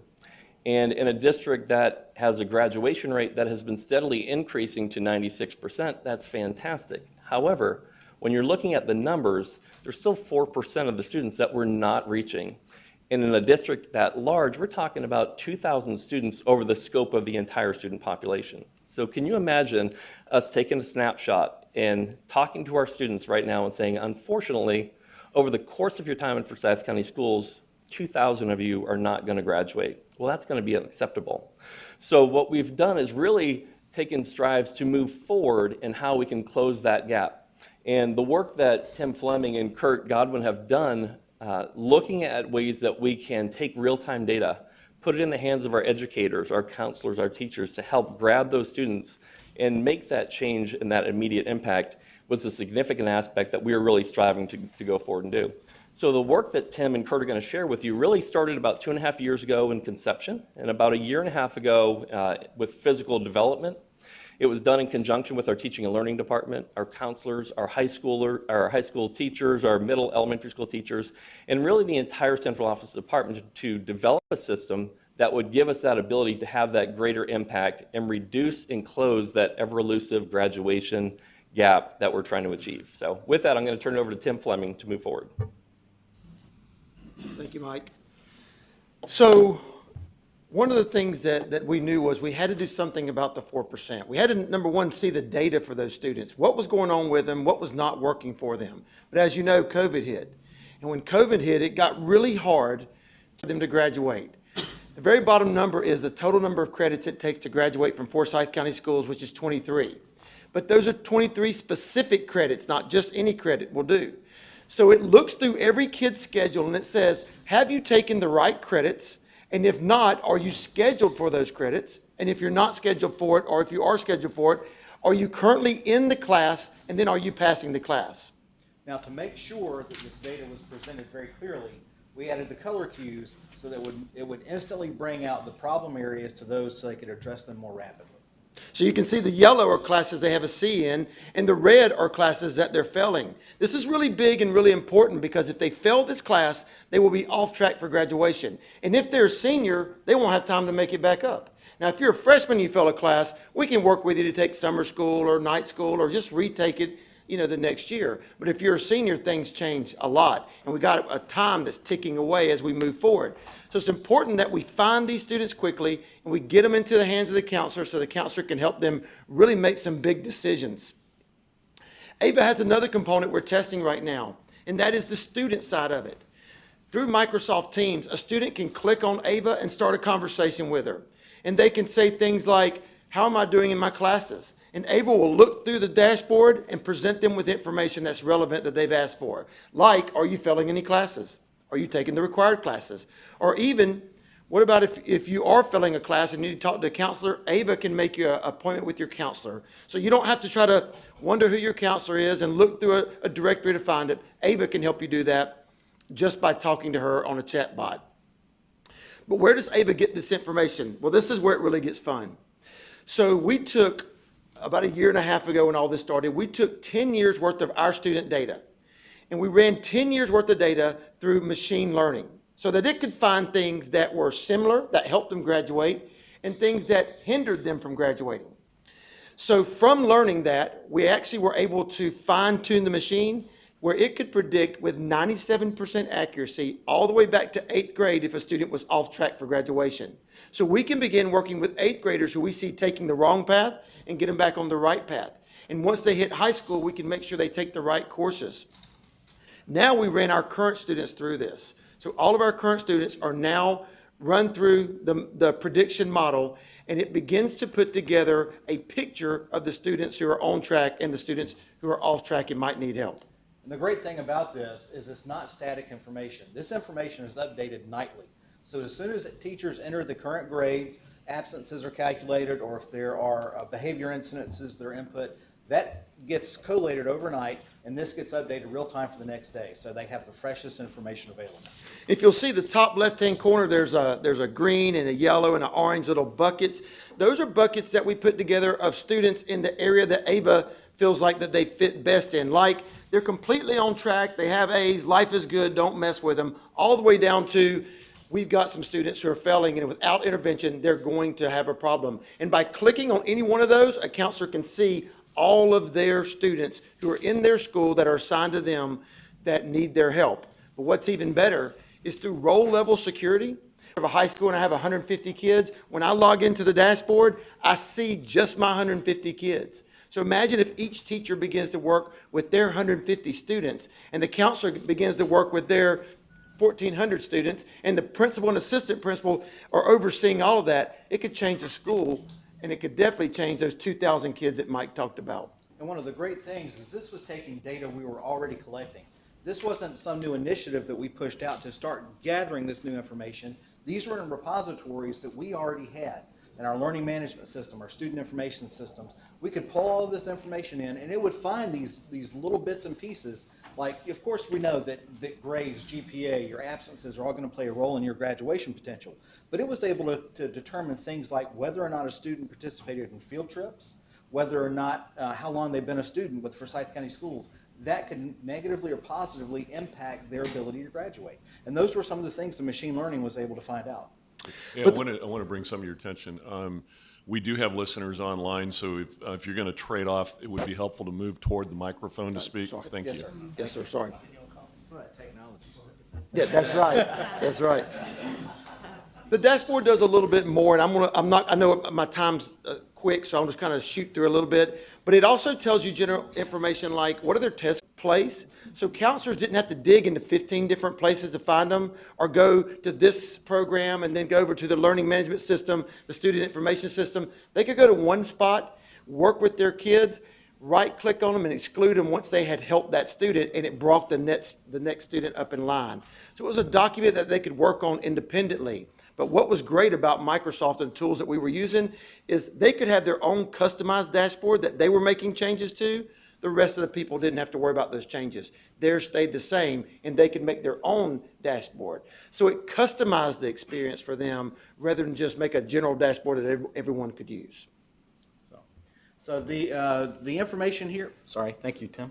The information that you're seeing here is, of course, obfuscated, but as in the other bits of the dashboard, this is all real-time information, integrated overnight, reflected the next day, so they have the information they need to make the decisions to help the students most directly. I want to thank you for your time. I want to thank Keith for allowing us to come and be a part of this. I really appreciate it. We don't forget about those and focus on those lives and those kids, but I was wondering if you had any data yet on those kids you're reaching yet, and any success stories with them? That's a good question. We don't have hard data that we can look at, but we do have data where we talk to our principals, assistant principals, and counselors, and they tell us things like, we were able to find 5 kids that we didn't know. One prime example that was really interesting was, we had a counselor who called us and said that they had a student who it didn't show up that they had missed a class. They had passed all their classes, everything looked good, life was good. Ava was able to bring to their attention that there was a student who was missing one course. It was a PE course. Normally that's taken at a young, like 9th and 10th grade, but this student, it just didn't ever work out in their schedule, and they thought they would move it forward. We were able to find that last year in time for them to take that online and actually able to graduate on time, so they did not miss their graduation, and that was due to Ava. I know that's just one example, but I think there's lots of examples that are out there like that Ava's able to go find these students who maybe slip through the cracks. And I say that we really, our teachers and principals are really good at not letting kids slip through the cracks, but we also have one counselor for every 1,400 students. That's a lot on your plate to try to figure out if they're ready for graduation. That's why it's important that we get the kids involved in this so they know what's going on, but we also get the teachers involved, because they have a much smaller group of kids they have to work with. And that's one of the things I liked that jumped out at me off of your page on Ava. Is blurred out, because they do. That's the reality. We need to admit it. I mean, that's the reality. Those kids have faces. That's right. And you had their picture there from their student. I mean, that I think is tremendously important for those counselors, and to see that, so when they see that child. And I know, I mean, 11 years of this, unfortunately learned a lot of the ones that do not make it feel like care. Yeah. So making that connection. Hey, I know you. Yep. I know you. Yep. Making that connection, that's one of the things that jumped out. Thank you so much for your comments. Ms. Rice? Well, I just like, the counselor thing really hit me, because we have a career center in our school that really focuses on the bottom 20%. You know, Senate Bill 2 has also helped reinforce some of the kids being able to stay in school. But the counselors, that has been a big thing. They cannot see that many students. And if you have this tool for that counselor to click on and pull up, that's an enormous, I know that comes under Dr. Wall's shop, and we've talked about it, how, the need for counseling in school. But boy, this is giving another arm out there, and a leg and several arms, that I think that should be implemented in all of our schools, especially for counselors. It's great. Everything. Mr. Long? Thank you. Gentlemen, do y'all have, number one, is the parents are going to be able to access it at any point, or is that going to be something you implement later? And number two, part of my question is there a way to get the component to where you can say, these 135 logged on for problem issues, and here are the results, like Mike was saying, some type of component at the end so we can get some evaluation off of that? That's a great question. Both of those are good. So let me just talk quickly about the future and where we think we're going to go. Right now, we're doing a really good job of making sure that teachers are seeing the data, counselors are seeing data, assistant principals, and principals are seeing the data. The group that we still are working towards are the parents and the students. They have to be involved and know the information. It's real important. If we went and asked all of our seniors, how many credits does it take to graduate, and can you tell me which credits they are? Probably most of them are not going to know that answer, but that's important. So much like our credit score with Credit Karma, where you go on there and it gives you a number, and then it shows you 3 things that are helping you and 3 things that are hurting you. We want to do the similar thing, but with an academic score that says, here's your score, here's where you got the data from, here's 3 things that are hurting you and 3 things that are helping you. Go talk to your counselor, talk to your parent, get involved with these 3 things that you can do immediately to help your grade or your academic score go up. And that way we can really involve the parents and the students. Our parents and students are fantastic. They really are involved and want to help. A lot of times they help a lot in the elementary years, and then middle school, it kind of weans a little bit. By high school, the kids are kind of on their own a little bit more. We want to make sure that they're engaged in the entire process, because graduation is not a 12th grade thing. It's a K through 12th grade thing. It takes every year, every person to make sure that they get the resources they need to make sure that kid makes it to the next level and that they're on the path for graduation. And one of the things I would like to add to that is that it's important to note that this is just generation 1 of the dashboard. It's showing us the what's, but not necessarily the why's. Now, we're collecting data in other places, like how long students are spending in applications, what times of day that they do this, and how it reflects in their class schedules. And that's information we've yet to integrate into this dashboard. But when we start doing that, it gives us a more powerful representation of not only what's occurring, but why these things are occurring. And maybe it can give us the ability to get ahead of these items before they're reflected in the dashboard. Speaking out of ignorance, do you guys ever get together? Is there a group, like a statewide group of ITEs? So we get together the second, technology. So we get together the second Tuesday of every month. And so we collectively across the state and again, this is where this came to light. Everything that I talked about here, Emily showed her dashboards. She talked about her call center that she was using. Eston showed the tools and the analytics that he was doing. Nick with digital learning showed the things that were really, and every one of those was brought here today because they're keenly necessary for this to happen. And certainly I said that what we're working towards today is the empowerment of not just our administrators, but we've got to put data in the hands of our teachers and our counselors, everybody, right? Because as the saying said, it takes a village. So that's exactly what we're working towards, is a culture of being data informed. And what do we need to do as technologists, but educational technologists, to restructure ourselves so that we're thinking through the lens of a teacher, thinking through the lens of an administrator, of a superintendent. What can we do for you that enable you to then be able to do the job that you want to? How cool would it be if our teachers could simply practice the art of teaching and let tools do the rest? Is this open to all systems this Tuesday? Yes, ma'am, everybody. Everybody can just log in or come up or whatever. They'll tell you that we literally take a roll call, and if I'm missing districts, I'll say, hey, Nathan, I'm not seeing your districts around you. Will you please reach out to them, because we really need to be in one accord. We need to have a common vernacular. And as you said, Mike, we've got 1.8 million kids, and that's a lot of them, but one kid is way too many for us to lose. One kid, and so we have to look equitably. These folks have done a fantastic job. Our job at the state level is to say, how can we build equity into that, so that irregardless if you're a supersized district like Emily, or if you're a district the size of Nathan who only has 3,000 kids, you should have access to the same tools. Your teachers should have the same availability of this type of equipment and the same culture for data awareness. That's what our job is today, and that's what we spend our time thinking about and doing. Yes, sir. I'm just so fortunate to have access. I think you see here, the first thing that you hear is the level of advocacy in their voices. There's 2 types of people. Those people that say, I'll do what I do because you tell me to do it. And there's those people that say, I do what I do because I want to do it. You hear it. These people want to do this.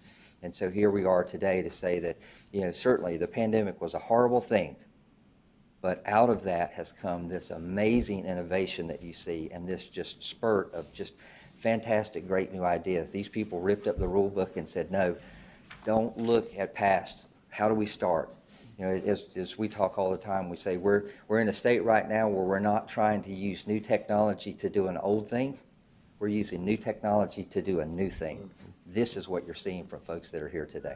I tell you, one of the coolest things about it is because everybody, I think it's cool that you. Number of years, and you have 7 high schools, is that right? We just opened, we're opening number 8 this fall. Yes. All right, yeah, thank you, Dr. Bearden. And you said something that really struck home with me, because I heard that ratio of 1 counselor per 1,400 students. And when you take into consideration what these counselors are doing, it's not just what you see up here on the board. They're providing guidance for college and these types of things. And I guess on your FTE, you're probably maybe 2, at the most 3 counselors per high school. Is that about right? It's actually more than that. We have, our high schools are about 2,500, Okay. and they typically have 5, 6, or 7, depending on the exact number of students. All right.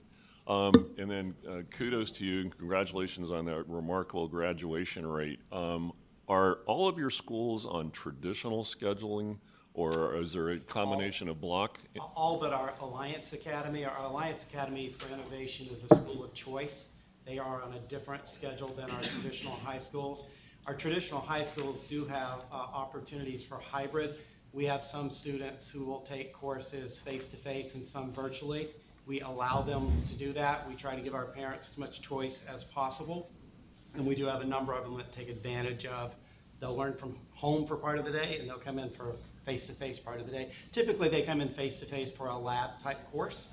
And we also have a virtual academy where we serve hundreds of students full-time through the virtual school. Mr. Chairman. Excellent. Mr. Chairman, I have a text in from constituent. Can I ask the question, please? Yes. The question was, ask if they have looked at Georgia State's early intervention system that calls out students who have not done well in taking math and are taking higher levels, et cetera. We do pull some information from the state of Georgia, but not that particular information. But the dashboard's growing. We're pulling more and more things. Right now, we pull about 3 sources: our student information, our learning management system, and the CCRPI data. But we are growing, so that would be something we would do in the future for sure. All right. Thank you. Very good. Thank you. All right, any other questions? All right, Keith, are there any other presenters? Yes, sir, that's it. All right, actually, I had a couple of questions. I think they're more directed toward you than anything else. And it has to do with, the technology and data transfer. I see Joy Hawkins is here with GOSA, and I know there's a tremendous amount of data transfer that occurs from the LEAs and I should say the districts directly to GOSA. And I know that they play an important part in that transfer and the receiving of that data and so forth. Talk about, if you would, the challenges for smaller systems versus the larger systems that have these strong data teams, obviously like Forsyth County. And I'm not asking you to be critical, I just trying to understand the lay of the land from a technology standpoint. I think the biggest challenge point that we have is really looking at the human capital resource first. As we know, we talked about the ratio of counselors, about 1,400 to 1. We fund a technology specialist ratio at 1,100 to 1. And so you can imagine both that's very challenging because, most all of our districts now, so statewide, we've pretty much achieved a 1-to-1 device ratio. So you can imagine having somebody that's really working with basically about 1,100 devices for every one of their technology. They're busy. They're just simply flat out busy every day. And so most of the time they spend putting out brush fires. And so the capacity for innovation, the capacity for some of these more, dare I say, esoteric conversations can sometimes be challenging. So that's first and foremost one of the things that we need to address. Certainly the capacity for a larger tech team to be found at some of our smaller districts doesn't enable the specificity of somebody to do a specific thing. Again, I'm going to pick on Nathan. Nathan and I, by the way, Nathan was a high school student whenever I was the media specialist at Jeff Davis, and so he would come hang out in the media center. I'd like to say maybe that acorn fell a little close to the tree, but from that standpoint, Nathan is everything from the technology executive. He's also a network engineer, and he works closely with his data team. So you see, I think that's one of the challenge points. The second is ensuring that they have the capacity of knowledge to understand how to influence the vendors with whom they're working, to understand how we want that data packaged, how we want that data to be, transportable to us. We certainly have a responsibility to ensure that we're corresponding with them, with the vendor workforce as well too that are supporting them, to ensure that we have some compatibility, that we've identified a taxonomy and a nomenclature of the way that we want those data structured. And to that point, same conversation needs to happen between, say, myself and Joy or some of the other teams that need these data. And so, again, what you're seeing today are perfect examples that we're both learning from, this fantastic innovation that's happening. We're figuring out better ways that we can assist. Because at the end of the day, again, it's no ifs, ands, or buts. I have a very large team, and I've got a lot of experts. You have afforded that opportunity for me to have those. The challenge point is to say, how can we use that expertise to assist so that everybody has a data team, everybody has a culture for that, everybody's been provided training. And you'll hear more of these as we're coming up in the next couple of months. Certainly with the ESSER funds that you've allowed our technology team to have, we are pinpoint, laser focused, and very highly coordinated to say, how can we ensure that we have equity across the entirety of the state, and everybody's technology team, irregardless of the size that they are, has the capacity to do everything that we're talking about here today. So. That's excellent. We've actually had presentations before where they've shown heat maps as far as and obviously the strength on that heat map is in near and around the metro area and some of the larger population areas. In your Tuesday morning meetings with your team, are you engaging with regard to the integration, I should say, or the access to broadband, in these other areas as well? Absolutely, we are. We inform those.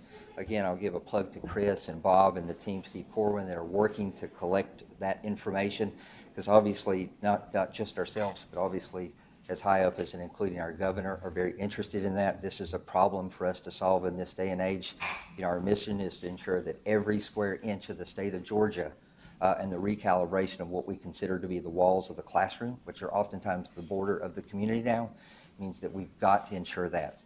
So what better way, because obviously we want to support and believe in local control, what better way to know what is the best thing for us to attack, and the way to attack that is to engage in conversation with each and every one of our districts. So we do. Certainly we collect each year an annual technology inventory survey that includes things like what's your bandwidth, what's the capacity, what's your wireless availability, how many devices are you able to use to support digital testing and those things. But we're taking those data to the next level, and you'll see that coming up in this next year, because now we see that you have to be able to be very ambidextrous and quite dichotomous in the capacity to shift immediately from face-to-face to hybrid or even virtual learning. Well, if a superintendent or a principal or teachers don't know exactly what's the availability of bandwidth, what's the availability of devices, you see there's this discernment before they can even consider that.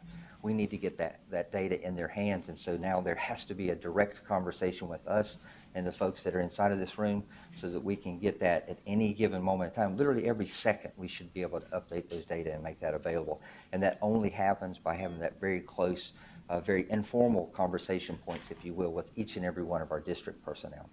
Are we anywhere close to having like a map of, how Altel will put out a map, or A&T a map of where we are as far as broadband expansion and whatnot? We are, and again, this is something that obviously the governor's working on. We have several teams that are working on that. We just advocate, sir, to ensure that we're inserted inside of that, because while that is certainly something that we need to solve at the community level, our jobs are to advocate for education, and so we will ensure that we're inserted into that so that we can talk specifically and ensure that education gets a voice.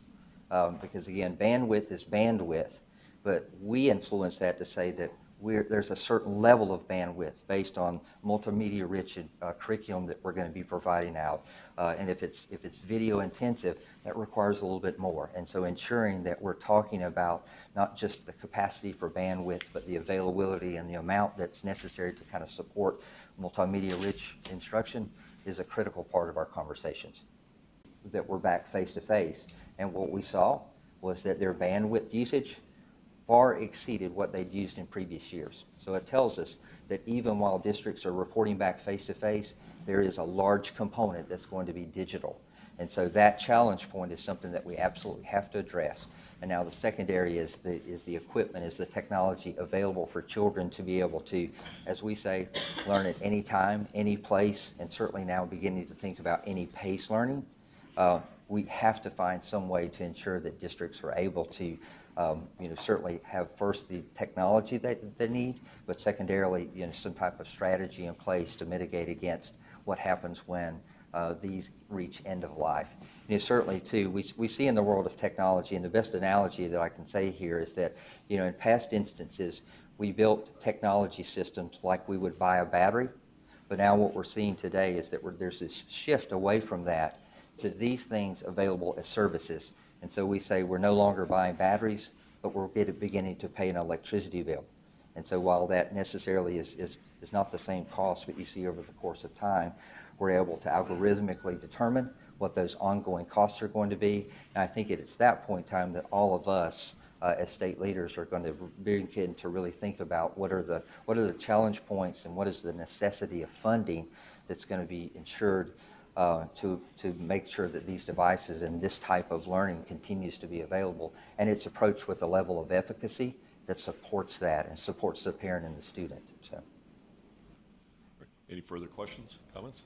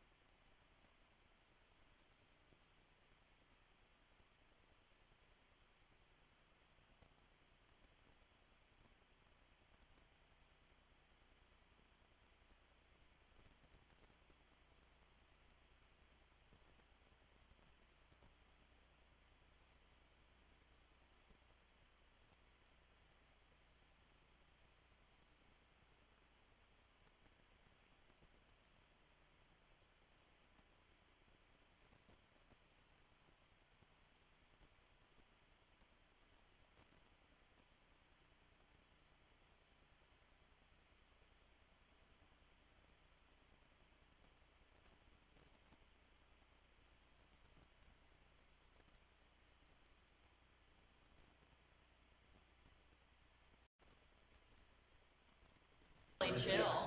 He still uses a black grass, right? Thank you very much from the tech side. And just out of curiosity, I wanted to find out if we have either Martha Zoller or if we have Butch Mosley on the line.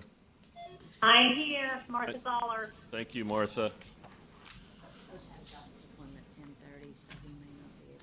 All right, and then I know that Jason and Leonte were going to be out, so, all right. Everybody's had an opportunity. The agenda has been distributed. Where did my agenda go? Got an agenda.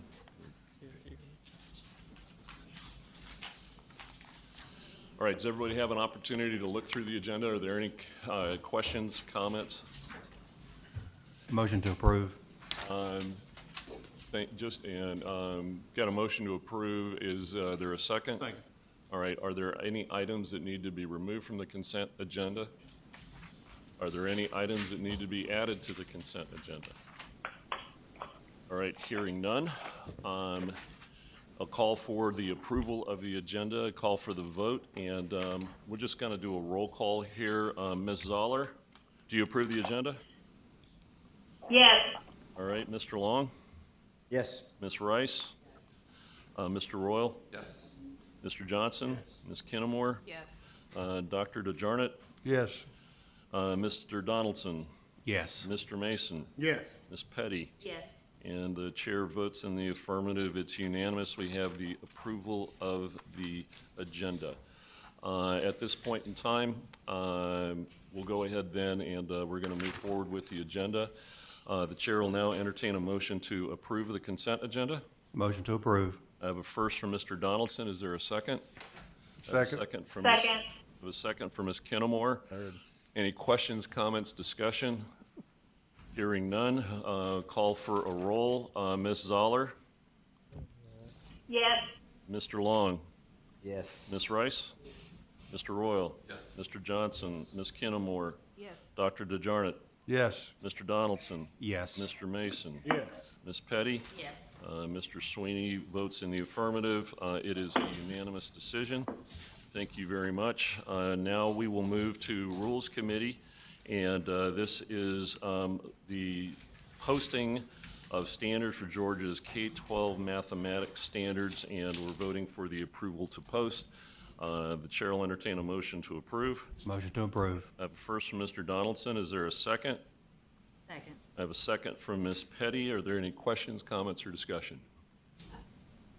I just had a question, and again, sorry I was not here yesterday for that committee meeting. My paying job got in the way yesterday. But I just had I'm sure there was discussion on it, and I just wanted to have, because I've had abnormal amount of people reach out to me in the last few days about this. Why are we doing, this questions I'm sure we're asking during the pandemic, why are we doing this? But was there discussion yesterday about potentially posting for 60 days versus 30 days? Because, Yes, we did talk about that, and we were going to post it for 30 days, and at the end of the 30 days, when we come back for our next meeting, if there is reasons, lack of comments or a lot of negative comments, that we can decide then to post for an additional 30 days. And Mike, for clarification, also, implementation is not till fall of 2022. Yeah. exactly. Still got to get the butts in the chairs. I mean, superintendents are struggling to get everybody back, and I know some of our larger, we talked about larger versus small. I know our larger districts, and Hey, can y'all speak up or speak into your mic, please? I was talking to Jeff. You got your larger districts that happen to have a few different math coordinators, and they do training all summer long. I'm really, I guess, more concerned. I shouldn't say more concerned. Yeah, more concerned about some of the smaller districts and trying to get the folks in the table and get, with getting back to school. And, it's one of those. I don't want to die. I mean, it's one of those. I hate it when I'm usually, y'all know. I'm usually yes or no. I mean, I've usually got a pretty strong opinion on stuff, and my gut doesn't really even know what's the right thing to do, and it's Right. telling me that this isn't. for those reasons, and that's why I'm hesitant in trying to ask those questions, even about posting, because we've got so much going on right now. Our districts are going through so much, trying to just reopen and get back to normalcy. Right. And posting. I know what, I've got a daughter teacher now, and I know what she's going through right now, and reviewing math standards online is not going to be one of them. Right, and that's the reason we say in the 30 days, if we feel like, but going to encourage all board members to reach out to your reaches, to your superintendents, to your principals. I've reached out to quite a few math teachers already. You know, whether it's positive or negative, let us know. If you're looking at, I've got, you know, a couple of school systems who say, we're ready for you to approve these. So, you know, and it goes both ways. So we thought we could do the 30 days. At the end of 30 days, if we have cause to think we need to post, then we can post for an additional 30 days at that time. Can I get our feedback. Can I just speak to that too? I had those concerns also, Mike, because of the pandemic and going back and school starting in August 3rd and 5th for a lot of our teachers and districts, and we had posted the standards and we had gotten some in the posting, we had gotten feedback that they needed to be reviewed, so they were reviewed in Macon, and then we just got that review. But we also got 10 or 12 other standards inside of that, which we had not seen before. But in the conversation with Richard yesterday, Richard said, let's post for 30 days. And if we see that as we're not getting a response, but he did say that he would make sure that, and I wrote it down, that superintendents, curriculum instructors, math specialists, and our RESA, the math mentors, were also contacted. I guess, Megan, you will make sure all that gets to them and follow up with them constantly, because I thought this is probably one of the most important things that we have done in our state. It has taken since 2019, when the Citizens Review met, till, as I just said, a posting, a little rewrite. Now again, these teachers haven't seen the rewrite, and that was my concern. Are we interested in getting the right feedback from them? Are we interested in hearing what they have to say after this? And are we giving them enough time? I don't know what enough time is, but I'm feeling a little too, but I'm going, when Richard said he was willing to look at it, be objective with it, that his purpose of this was to get it right, not to rush into it. So in having a conversation with someone, and then with Richard, I also heard from a lot of not superintendents, but teachers that, boy, they could have used some other time. So we've got to make a real effort to make sure that they find some time, or if it's not working, to do what we really said, because that's a concern. I think, isn't that what we want, Matt? We want the real feedback from the teachers to make sure we get the big checklist that this is ready to go and we're ready to move on. I, for one, will volunteer on the 12th to make sure that each one of my RESAs is contacted. Me too. By me. Mine. And I'll make sure that they know it's posted, and 30 days should be enough, in my opinion. Well, I think also that the state school board, Godot has showed already that they are willing to do what it takes to extend whatever time it needs, because obviously because of the pandemic and because of the importance of this, we have extended the time in which these kinds of standards are reviewed and put together, and we've drastically expanded the number of people that were involved in trying to help with that. So the process from here to approval, whether it's 30 days or 60 days or some other amount of time, this is traditional, this is normal, and how once these standards are presented, then you have this open period of time. So, you know, what I'm looking forward to is that we have gotten to this point after many extensions and adding many more people, and now it's time for us to do what we normally do, which is review these kind of standards all the way down to the teacher and the RESA level. Well, Martha, I don't think we added any more people. We had 14 in Macon that came back, but we did have a lot of people looking at it at the beginning.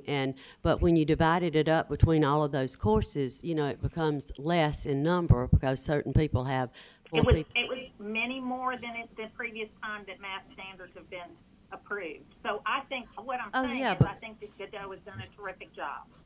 And I also too. added a teacher from the 12th Yeah. to Macon.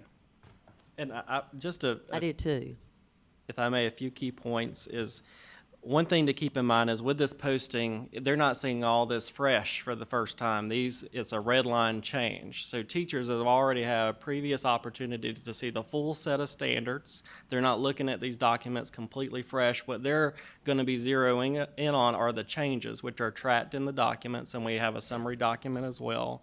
The other thing, a key bit of feedback that we've been receiving is just certainty with knowing where these standards are going to settle. Implementation is a second discussion, but teachers need to know where the math curriculum and standards is going to go. And I think that's a pretty unanimous piece of feedback. And the third piece is, reopening and restarting is on all of our minds, but I think all educators would agree at large that these standards are a value add from the current set of standards. So the sooner we can get that delivered to their classrooms with the clarity, with the examples, with the age and development appropriateness, all the enhancements we tried to build in with these new set of standards, I think teachers are chomping at the bit to have access to that, not for us to hold that access up. Dr. DeJarnett. I think we've, not to beat a dead horse here, but I do think that we've spent more than adequate amount of time from start to finish. I think all of us are aware that pre-planning and summer professional development has been focused on math by math teachers. That's what I'm hearing from curriculum directors and administrators. And I think they'd like for us to move on with this. And I don't want perfection to be the enemy of a better curriculum. And there are always things that we can do to tweak a set of standards. But I think that from the feedback that I've gotten from the field, and I've solicited that feedback, that these are improved over the last iteration of math standards in terms of its clarity and also in terms of its scope and scope and sequence. So I think 30 days is going to be sufficient. I think that, and if it's not, I think we'll hear from the field that it's not. But I think we need to make sure that we hear from everyone. And I, frankly, it's, in my personal opinion, I think it's time for us to go ahead and post these and then move on. Well, I mean, I think that's what we came up with yesterday, staying at the meeting, to go ahead and post. There was no question about the 30 days. I appreciate the feedback, Yeah, and me too. I think it's important too, even, and no, this is redundant to some of you, but it's not redundant to some of the people that are watching and don't know these conversations we've had, and that's one of the benefits of us having this discussion and open, because we've got people that haven't, and Stan, I particularly appreciate your feedback because of your background. I know you've been through this and had that, so I'm satisfied, Mr. Chair, and ready to move on. Well, the committee hearings were posted also, so people have heard the discussions. I think we should call for the vote. Good morning, everyone. Tracy Penley here. I agree with I was happy to hear that implementation isn't until 2022. From an educator point of view, anytime the standards change, what's on our mind is time for planning, but also finances. So looking towards ahead for implementation, thinking about ways that we will support the districts and our teachers with finances. Anytime standards change, we have to buy completely new materials and resources, and it really is a challenge for us. So looking ahead at implementation, thinking about ways that we'll be able to financially support these changes. Ms. Penley, thank you very much for that feedback. I apologize. I did not realize that you were on the line, and I would have recognized you earlier. Thank you. All right. Any further questions or comments? All right. Hearing none, let's go ahead and take the vote. It's for the approval of the posting of Georgia's K-12 mathematics standards. Ms. Zoller? Yes. Mr. Long? Yes. Ms. Rice? Yes. Mr. Royal? Yes. Mr. Johnson? Ms. Kinnamore? Mr. Donaldson? Yes. Dr. DeJarnett? Yes.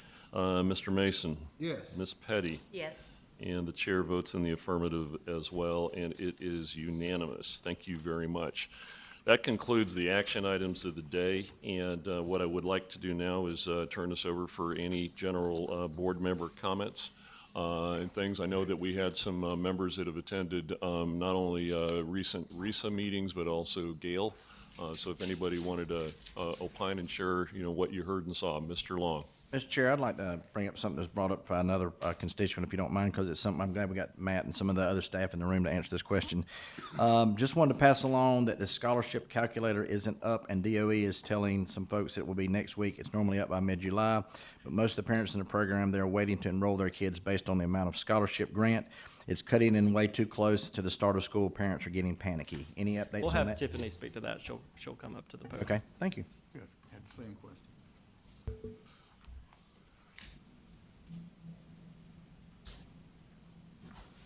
I also got something similar to that too from one of mine. Yes, so we anticipate that the Georgia Special Needs Scholarship calculator will be up and running by early next week.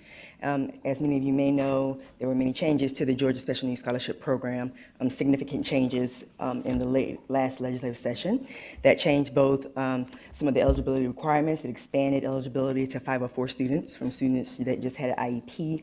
It also expanded some of the eligibility requirements related to prior year of attendance for students, particularly for this year. Instead of them having to do or have prior year attendance for the full year, as long as they were included in one of the FTE counts for the previous 2 years, then that expanded the eligibility there. So what that required on our end was an adjustment to our the calculator and the IT business rules to be able to make a lot of that work electronically for parents and students to access. And so we are working to get that up as quickly as possible with those business rules. But the time frame that we had to implement, the amount of changes that we had to implement did sort of cause a delay. For context though, the scholarship calculator typically goes up annually between the 1st and 2nd week of July. So we aren't that far off, but we do recognize the parents are looking for that information. And we have already provided for parents on that website the base calculation of what the base amount potentially would be. So you don't get the exact scholarship amount yet. That'll be available next week. But if you looked on there, there is and has been information related to what the base weights would be. So you can estimate that at this point. And just, you say next week, I'm not trying to put you on parameter, but early, mid, late? We're looking at early next week. Early next week, thank you. Excellent. Any, Ms. Rice? That made me think about, because I've gotten some phone calls and concerns over the changes to SB 59, dealing with the flexibility. And where are we, or what is the department? I mean, totally putting you on the spot on that. But I know there's a lot of interpretation going on. Yes. From what was put in that bill at the last minute that is causing a lot of consternation among our charter, SWISI, all those districts. So where are we in looking at that? Absolutely. So there were some very last minute changes, as you know, to Senate Bill 59 that essentially removed the state board's ability to waive EIP provisions that are outlined in law. We are still interpreting those changes and trying to talk to folks about the legislative intent, so we understand both the intent and how to interpret that and what that means for folks who have current contracts, and looking at the current contract languages and what that also means. So we hope to have additional information for folks soon. Yeah, because I know we don't have much time. We don't. We're going to be looking at districts that if they're not able to waive their class size, they don't have the teachers. No, trust me, we understand the time crunch, so we're working with folks to get the interpretation as quickly as possible. We've gotten plenty of those calls too, I Yeah, can I'm assure sure you. you have. So, but we're on top of it, and like Tiffany alluded to, it's just not, us driving this. We have a few other drivers too, and we got to make sure everybody's on the same page and go in the same direction. But. Yep. Mike, she heard that from Dr. DeJournette and I yesterday, because we've gotten some of the same things. I also have one that comes in under your shop too, and I think Matt Cordoza, this is dealing with the what? Yeah, the GEARS money coming down, the ESSA 3 plan, the Federal American Rescue So Plan. GEARS funds are managed by the governor's office. So are you talking specifically about? Well, this is this is a slide from DOE, and I had kind of talked to Matt a little bit about it, the construction-related work with the American Rescue Plan, ASSA. The Davis-Bacon Act. ASSA 3. Mhm. And is the Davis-Bacon Act part of that third tier, or? Yes, Ms. Rice. Quick, so for ESSER, all federal funds, they have to abide by something called the Davis-Bacon Act, which for any, this is an act that goes back to the 1930s, so it's not new, that any district that uses federal funding, so this is not unique to ARP or any of the CARES funds, any district that uses funding for construction-related projects has to adhere to the Davis-Bacon Act. So what that means is there's an average prevailing wages, so if it's a plumber or if it's a welder or whatever it may be, by county, there's a prevailing wage that the feds put together, and if they're using federal funds for those projects, they have to ensure that they're paying those wages. That's, in a nutshell, what that means. Okay, but now they're saying that they're told it goes back and applies to 1 and 2, and they did not know that, and some districts are having to stop construction that in the. So it goes back to the 1930s, technically. I mean, this isn't unique to ESSER or CARES. It's any federal funds that are ever used for capital projects, so construction projects in general, they have to abide by Davis-Bacon Act. So, you know, I don't know what other federal funds may have been used to build buildings or construction in years past, but I think the issue there is they're not used to using federal funds for many construction projects, so this doesn't come up that often.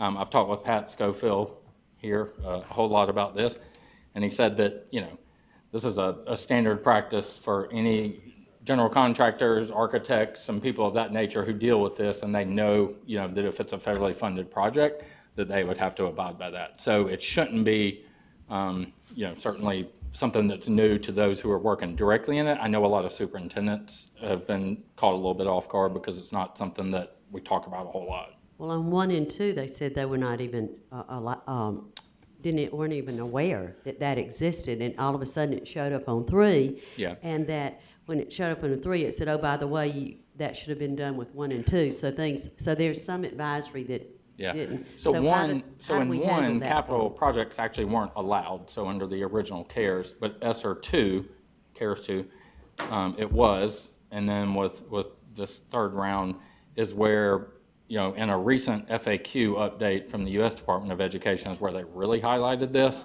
and that's where I think it caught everybody off a little bit more because they weren't paying attention to it as much. But again, in talking with Pat, he's saying that, you know, any general contractor, any architect, anybody who's dealing in the world of doing projects knows that if you're using these federal funds, they have to abide by those.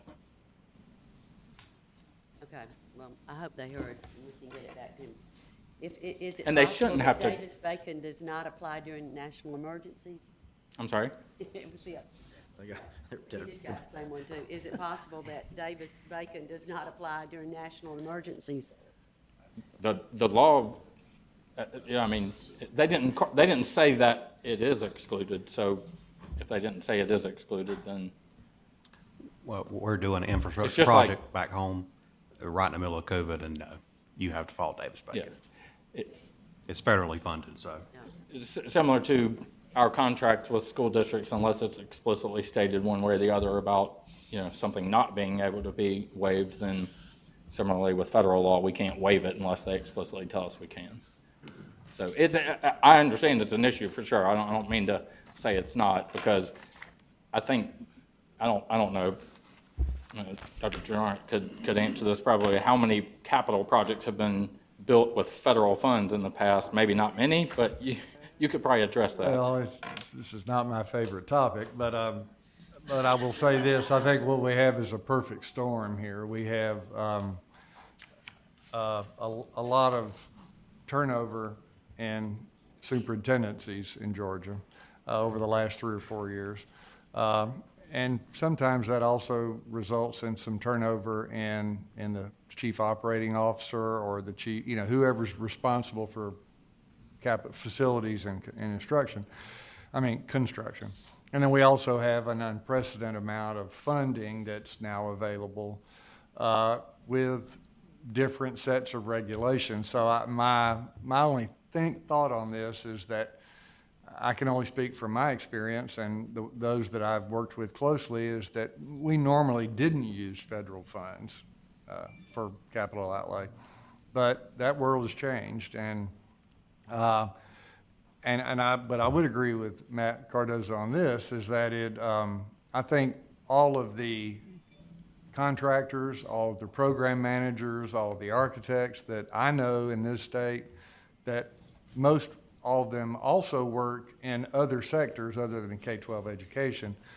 They're aware of the Davis-Bacon Act and the limitations and the restrictions on that. So I think it's catching a lot of superintendents off guard.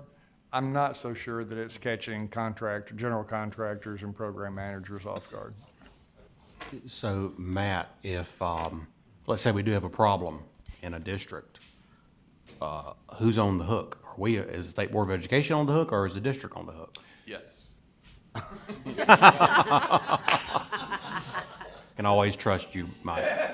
I'll say that I can't answer this quite the way Pat Schofield said when I talked to him about this, but there's also, keep in mind, that it's not just these federal funds they're using. So they may have capital outlay funds that they had already applied for, and in his words, they still essentially come out ahead. So they shouldn't have a case where they are on the hook in the sense that they don't have enough money to now complete the project. And if you want to get more detail about that, I'm sure. No, what I mean is if the money wasn't spent appropriately to comply with Davis-Bacon. Exceeding or exceeding prevailing wage right now, try to get anything done. That's true. Yeah, that's a good point. Especially with demand for many of those positions, that's what Pat was saying as well. So even if they didn't know it, they're probably okay in most areas, and we're probably just dealing with a few isolated. This is theoretical Yeah, argument. the ones we're probably dealing with really are the ones where they hired their brother-in-law to do it. And that happens, but the professional contractors to stand, I don't think it's going to be a huge issue. All right. Mr. Long? Just while we've got the talking heads and the brains in the room, and I know Dr. Cordy's still out there from his RISA, and I know he's probably heard it too. Just another bat line, the hotline. It got superintendents calling about EIP and possible funding going away. Do we have any insight on this? We just talked about That's what we were just It's in 59. I just want to know. Yeah, That's what we were talking about, but I mean, did we already address it publicly? No, we haven't yet. Yeah, I would like to. We can't, Can we? because we're working on it. We've got to. Okay. There's some active dialogue that's going on right now. At the end of the day, there was a provision that was placed into Senate Bill 59 that eliminated the opportunity for waivers of the ratios for EIP. On contracts that are already in force. So one, that's retrospective on current contracts. So is that even legal? I mean, you can't. There's a whole lot.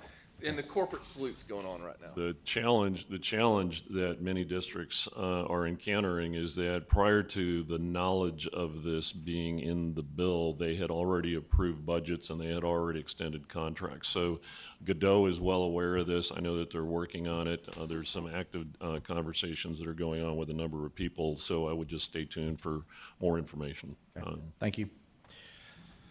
All right. Any further comments? Can anybody want to talk about the Gale and what you all encountered down there and the takeaways? Would love to. Number one, I know that we've got some newer board members here, and I think most of the new ones were actually there. It was Buddy and his group did a phenomenal job with the speakers and the breakouts and all the rest of it. And I think I don't know if anything's been more highly attended. I think Jekyll Island was like 2.5 miles long to get on and off, but it was good. It was really, really good. I think everybody wanted to get out. I think everybody enjoyed the camaraderie again. And I will tell you, those that did not make it, that we had so many compliments about the attendance of the board members being there. And they said it means, people outside my district, they come up to me and said, Mr. Long, I'd like to tell you, thank you so much for being here. It means a lot to know that we're on that level. Used several times, the collaboration and communication has never been better. So I think it's important for us to be there and reach out to them at any time we can, whether it be bootstrap or where it might be. So it was good. Enjoyed all the camaraderie with you guys that were there too as well. So Excellent. I concur, you have 1,100 people coming together, I mean, that was strong, and, They made us feel very welcome. the engagement was obvious. I mean, people were ready to come together and solve issues, talk about issues and solve problems, and I think the program was good, and Buddy, I agree, but it went overboard to make us feel like a part of the, very welcome, so. Excellent, excellent. And upcoming in October, I know there's the Bootstrap event. I think if it's on your calendar, it should be October 20th and 21st, if I'm not mistaken. And I believe that's going to be in Athens. So you may want to note that on your calendar. And a similar invitation has been extended to the State Board of Education as well. For attendance at that event, stay tuned for more information with regard to a confirmed date with regard to the board retreat in October. Hopefully have that nailed down here within the next week. Keep you posted. Any Mr. other Chairman, questions or comments? Mr. I just Donaldson. wanted to add from Gail, I had met some more people in my district, and I was interested in how they're using their CARES money. And I was glad to hear one district had never had summer school because they couldn't afford it. Never. But they've had summer school now. And I was glad to hear that. And they hope that they're going to continue to use their CARES Act money to fund it for at least the next 3 years, but hopefully they intend to keep it after that. But I think that's a really good example of this money doing some good. And we've had those discussions on long-term effects of this money. So I was pleased to hear what my district's doing with CARES Act money. So I'm sure y'all are interested in what your district's doing too. Same So thing in mine. I mean, we had the largest number of students attending Yeah. the summer programs that we've ever had. but there's been some really innovative ways Yes. Yeah, to and make the numbers from Atlanta Public long-term. Schools Oh, yeah. yesterday was just like. Yeah.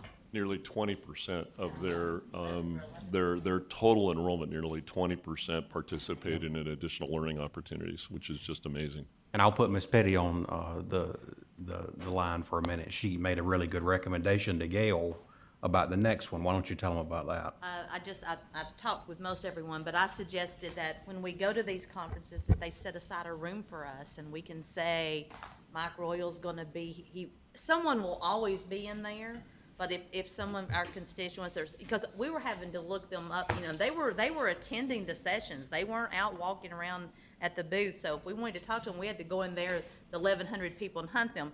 But I said, if they made it available to us, a room where they could sign up to come and talk with us at a given time when they had a break or whatever. That way, we're not standing around. I felt like at times that we were just especially Stan and I were just the greeting committee, and he knew everyone. Of course. Everyone knew him. Everyone was coming to the Rockstar to say hello. But, if they make it available where we have a place that's our space, that might be really good for them, for them to come and visit us. If I know anything, We don't have too many people to have a quorum. Right. Yeah. Well, that's why I said who's in there at a time. If I know anything stagger it. about Ms. Petty, she referenced hunting, and I think she was probably successful in capturing her prey. Look, I want to tell you one more thing about Miss Petty. Miss Petty was, her quote was, "They made me feel like royalty." And they did. They did. Yeah, Right. they were They very really nice. went out of their way. Any further comments, questions? Well, today is Dr. Mosley's birthday, along with, I think he turned 80 today. So I think we all should wish him a happy birthday. And it used to be a strand of three. Debbie Caputo's was today, and Leanne Cowart's. Well, it still is three. Representative Rick Jasper's birthday is today, and Kenneth's daughter's birthday is today. All So right, we still have a got strand of three going. But happy birthday, Butch, from all of us here. Happy birthday, Butch. We're thinking of you. All right. Without any further questions or comments, Chair will entertain a motion to adjourn. I have a first from Mr. Johnson. I have a second from Dr. DeJarnett. All those in favor? Aye. We are adjourned. Aye. Have an amazing, amazing new start to the school year. Thank you very much for being here today. How are you? Oh my gosh, so good to see you. Mike Royal.